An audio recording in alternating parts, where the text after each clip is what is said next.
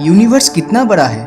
21st century के इस modern time में भी क्या हम जान पाए हैं कि यूनिवर्स असल में कितना बड़ा है और ये ख़त्म कहाँ पे होता है? अगर आपसे पूछा जाए कि ये फुटबॉल या आपका घर कितना बड़ा है, वो तो आप आसानी से मेजरमेंट के जरिए बता सकते हो, लेकिन जब बात यूनिवर्स की आती है तब ये इमेजिन करना भी मुश्किल हो जाता है। तो आज हम इसी टॉपिक के बारे में इस वीडियो में बात करेंगे, तो इसीलिए वीडियो को शुरू से लेकर लास्ट तक ज़रूर देखना। ये है हमारी धरती, और आप जिस भी चीज़ को अपने सराउंडिंग देख रहे हो वो यहाँ पे ही एग्जिस्ट करता है। कैलकुलेशन से ये पता चला है कि हमारी धरती इक्वेटर पे 24,901 माइल या 40,075 किलोमीटर जितना लेंथ है। तो इससे आप इमेजिन कर सकते हो कि ये डिस्टेंस एक नॉर्मल ह्यूमन बीइंग को ट्रैवल करने में कितना ज़्यादा टाइम लगेगा। लेकिन जो धरती हमारे लिए इतना बड़ा है वो असल में यूनिवर्स के मुकाबले कितना बड़ा है? तो शुरू करते हैं हमारे नेचुरल सैटेलाइट मून से। नॉर्मल आंखों से देखने में चांद हमें सबसे बड़ा और धरती के सबसे नज़दीक लग सकता है, लेकिन रियलिटी में चांद हमसे 3,84,000 किलोमीटर दूर है। अगर इमेजिन किया जाए तो इस गैप में 30 और पृथ्वी आराम से फिट हो जाएगा। अगर 100 किलोमीटर पर आवर के रफ्तार से धरती से मून की ओर ट्रैवल किया जाए तो तब भी चांद तक पहुंचने में 160 दिन जितना समय लग जाएगा।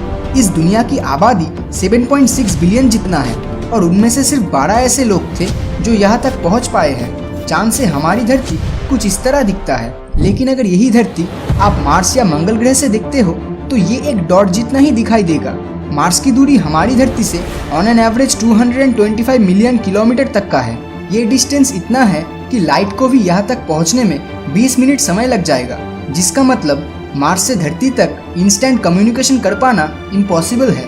इंसान द्वारा बनाया गया स्पेसक्राफ्ट वॉयेजर 1 स्पेस प्रोब जो यूनिवर्स में अब तक सबसे ज़्यादा दूर ट्रैवल कर चुका है, प्रेजेंट में इसकी दूरी धरती से 141 AU जितना है।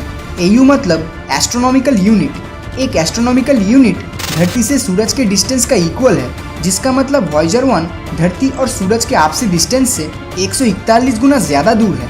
अपने इस लंबे सफ़र में वॉयेजर 1 ने पीछे मुड़ते हुए ये तस्वीर निकाली, जो देखने में उतना इंटरेस्टिंग नहीं लगता, लेकिन यहाँ जो ये सफ़ेद रंग का डॉट दिखाई दे रहा है वो हमारी पृथ्वी है। ये वही जगह है जहाँ पर आप, मैं और हम सभी ने जन्म लिया है और यही अपनी ज़िंदगी गुजारी है। लेकिन इस तस्वीर में ये डॉट देख के ऐसा बिल्कुल नहीं लगता। वॉयेजर 1 आज के टाइम पे 17 किलोमीटर पर सेकंड की रफ्तार से स्पेस में ट्रैवल कर रहा है। सुनने में ये स्पीड काफ़ी ज़्यादा लग सकता है, लेकिन अगर इसी स्पीड से वॉयेजर 1 स्पेस में ट्रैवल करता रहा तो आने वाले 33,000 साल में भी ये हमारे गैलेक्सी मिल्की वे को क्रॉस नहीं कर पाएगा। अगर हमारे सोलर सिस्टम को जूम आउट किया जाए तो हमें मिलता है इंटरस्टेलर नेबरहुड। यहाँ पर मेजरमेंट करने के लिए एस्ट्रोनॉमिकल यूनिट भी बहुत छोटा होता है, इसीलिए यहाँ पर लाइट ईयर्स में डिस्टेंस मेजर किया जाता है। एक लाइट ईयर मतलब लाइट धरती के 1 साल जितना समय में जितनी दूरी तय करता है। सूरज के बाद हमारी धरती से सबसे नियरेस्ट स्टार प्रोक्सिमा सेंटोरी जो धरती से 4.24 लाइट ईयर्स दूर है, वहाँ तक वॉयेजर 1 स्पेसक्राफ्ट को प्रेजेंट स्पीड से पहुँचने में 70,000 साल लग जाएंगे। और जूम आउट करने पे हमारा अपना मिल्की वे गैलेक्सी दिखाई देगा और इस एरिया में ये छोटा सा येलो डॉट हमारी धरती है। तो ज़रा सोचिए, हमारी धरती इस मिल्की वे के मुकाबले एक रेती के दाने जितना है। हमारी गैलेक्सी एक कोने से दूसरे कोने तक लगभग 10,000 लाइट ईयर्स तक फैला हुआ है और यहाँ 10,000 करोड़ प्लैनेट्स और स्टार्स है। अब आपको लग सकता है कि फिर तो ये यूनिवर्स बहुत बड़ा है, लेकिन रुकिए, एंटायर यूनिवर्स के मुकाबले ये तो कुछ भी नहीं है। अगर मिल्की वे को जूम आउट किया जाए तो आपको मिलेगा लोकल ग्रुप ऑफ गैलेक्सी, जिसके अंदर मिल्की वे की तरह 54 गैलेक्सीज है, जिसका विस्तार एक कोने से दूसरे कोने तक 10 मिलियन यानी 1 करोड़ लाइट ईयर्स जितनी है। और अगर इसे भी जूम आउट किया जाए तो हमें मिलता है वर्गो सुपर क्लस्टर, जिसके अंदर लोकल ग्रुप ऑफ गैलेक्सी सिर्फ एक छोटा सा पोर्शन है। यहाँ पर एटलीस्ट 100 से ज़्यादा लोकल ग्रुप ऑफ गैलेक्सीज पाए जाते हैं। यहाँ एक कोने से दूसरे कोने की दूरी 11 करोड़ लाइट ईयर्स तक का है, लेकिन यूनिवर्स तो इससे भी बड़ा है। अगर इसे भी जूम आउट किया जाए तो हमें मिलता है लैनिकिया सुपर क्लस्टर, जहाँ पर पिछले वर्गो सुपर क्लस्टर का साइज सिर्फ एक डस्ट पार्टिकल जितना ही है। यहाँ दूरी एक कोने से दूसरे कोने की 52 करोड़ लाइट ईयर्स तक का है। और अगर इसे भी जूम आउट किया जाए तो लैनिकिया सुपर क्लस्टर भी एक छोटा सा भाग है उस हिस्से का जिसे हम ऑब्जर्वेबल यूनिवर्स कहते हैं। लेकिन इसका ये मतलब नहीं बनता कि यही तक पूरा यूनिवर्स सीमित है। ये सिर्फ इतनी दूरी है जहाँ तक इंसान डिस्कवर कर चुका है, और ये जरूर हो सकता है कि पूरा यूनिवर्स इससे भी कई हजार लाखों गुना बड़ा हो। और हमें ये बात नहीं भूलना चाहिए कि इस ऑब्जर्वेबल यूनिवर्स का सेंटर हमारी धरती को एज्यूम किया गया है। जो असल में रियलिटी नहीं है। अर्थ को सेंटर में रखते हुए हमारा यूनिवर्स दोनों तरफ 4650 करोड़ यानी टोटल 9300 करोड़ लाइट ईयर्स तक है। तो अभी तक जितनी भी चीज़ों के बारे में बताया गया है वो सिर्फ और सिर्फ ऑब्जर्वेबल यूनिवर्स से जुड़ा है। तो अब एक सवाल उठ सकता है कि क्या ऑब्जर्वेबल यूनिवर्स एक कंप्लीट यूनिवर्स है? असल में यूनिवर्स दो पार्ट्स में डिवाइड है। एक है ऑब्जर्वेबल यूनिवर्स जिसे अभी तक मॉडर्न साइंस देख या जान पाया है, और दूसरी तरफ द होल यूनिवर्स जो ऑब्जर्वेबल यूनिवर्स के साथ साथ वो हिस्सा भी आता है जिसे अभी तक हम इंसान जान नहीं पाए हैं। एग्जाम्पल के तौर पे जैसे एक लंबी टावर पूरे दुनिया का सेंटर नहीं हो सकता, वो सिर्फ दुनिया के एक छोटे से हिस्से का सेंटर है। वो हिस्सा जिसे उस टावर पे बैठा हुआ इंसान देख सकता है वो उसके लिए ऑब्जर्वेबल यूनिवर्स है, और जो भी हिस्सा वो नहीं देख पा रहा है उसका ये मतलब नहीं बनता कि उसके रीच से वो बाहर का हिस्सा एग्जिस्ट नहीं करता।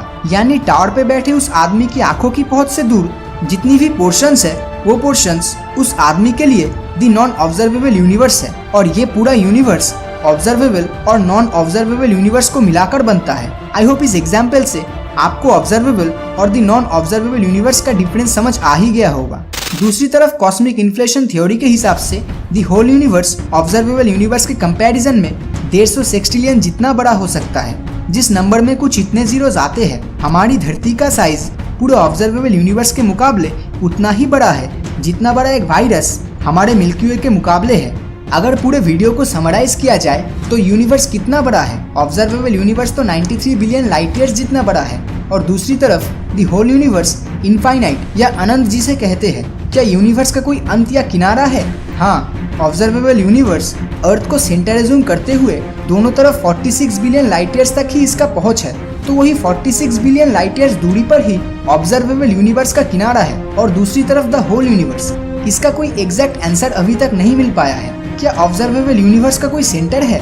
हाँ, जैसे कि पहले भी जिक्र किया गया था, ऑब्जर्वेबल यूनिवर्स में हमारी धरती को सेंटर एज्यूम किया गया है, और दूसरी तरफ द होल यूनिवर्स में शायद कोई सेंटर नहीं है। और ये हमें नहीं भूलना चाहिए कि यूनिवर्स हर रोज फैलता चला जा रहा है, और ये वक्त के साथ और भी बड़ा होता रहेगा। तो ये पूरा यूनिवर्स आपको कितना बड़ा लगता है? हमें नीचे कमेंट बॉक्स में ज़रूर बताएं। और अगर ये वीडियो आपको अच्छा लगा हो तो इस वीडियो को लाइक और अपने दोस्तों के साथ शेयर करना मत भूलना। और अगर अभी तक आपने हमारे चैनल को सब्सक्राइब नहीं किया है तो सब्सक्राइब करके नोटिफिकेशन बेल को ऑन कर दीजिए, क्योंकि मैं ऐसे ही वीडियोस हर हफ्ते लाता रहता हूँ। तो मिलता हूँ आपसे अगले वीडियो में, और हमेशा की तरह थैंक्स फॉर वॉचिंग।